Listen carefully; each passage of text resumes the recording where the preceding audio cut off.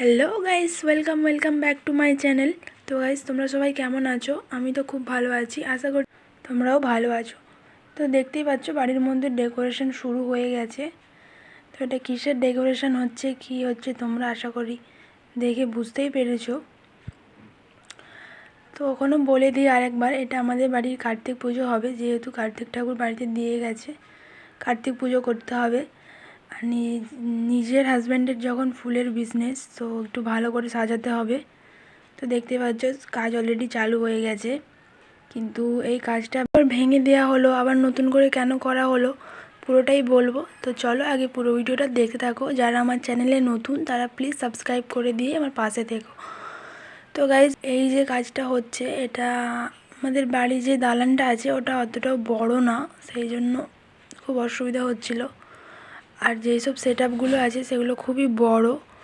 তো দালানের যেহেতু জায়গাটা অনেকটাই ছোট, সেই জন্য অনেকটা অসুবিধা হচ্ছিল।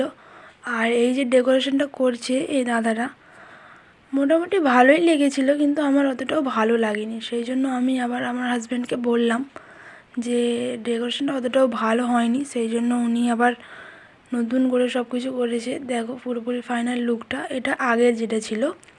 তো দেখতেই পাচ্ছ করেছে কেমন যেন, মানে বাইরেটা সবই ঠিকই আছে, কিন্তু ভেতরটা যেন কেমন একটা লাগছে, আমার অতটাও ভালো লাগেনি। সেই জন্য আমি বলেছিলাম যে এটা আমার অতটাও ভালো লাগছে না, কেমন যেন সে ঘর ঘর টাইপের লাগছে না। আমি ওই জন্য আবার নতুন করে বললাম যে এটা অতটাও ভালো লাগেনি। তো উনি আবার চেঞ্জ করে দিল। তো তো কেমন কীভাবে ডেকোরেশন হলো, তো সব কিছুই তোমাদের সাথে শেয়ার করব। তো পুরো ভিডিওটা দেখতে থেকো।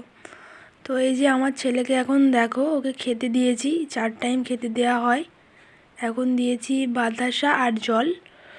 তো এই যে পুজো যেহেতু চলেই এসেছে, আর 2 দিন মাত্র বাকি আছে, তো কিছু কিছু কাজকর্ম এগিয়ে রাখা হচ্ছে। এই যে ওখানে পুজোর বাজার ছিল, আর এখানে এই যে মাটির যা যা জিনিসপত্র লাগে সব কিছু নেওয়া হয়ে গেছে।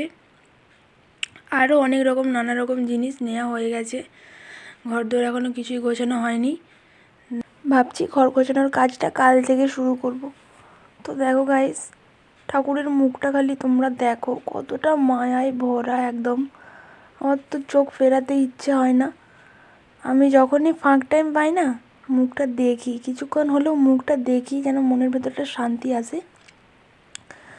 তো চলো, ঠাকুরটাকে এখনও অনেক রকমের কাজ বাকি আছে ঠাকুরেরও, ঠাকুরকেও অনেক রকমভাবে ডেকোরেশন করা হবে, তো তোমরা সেটাও দেখতে পাবে। তো চলো, আর বাইরে যে ডেকোরেশনটা হয়েছিল সেটা দেখতে হলে অবশ্যই আমার চ্যানেলটাকে সাবস্ক্রাইব করে রাখতে হবে। দেখা হচ্ছে নেক্সট ভিডিওতে। বাই, সবাই একটু সাবস্ক্রাইব করে দিও।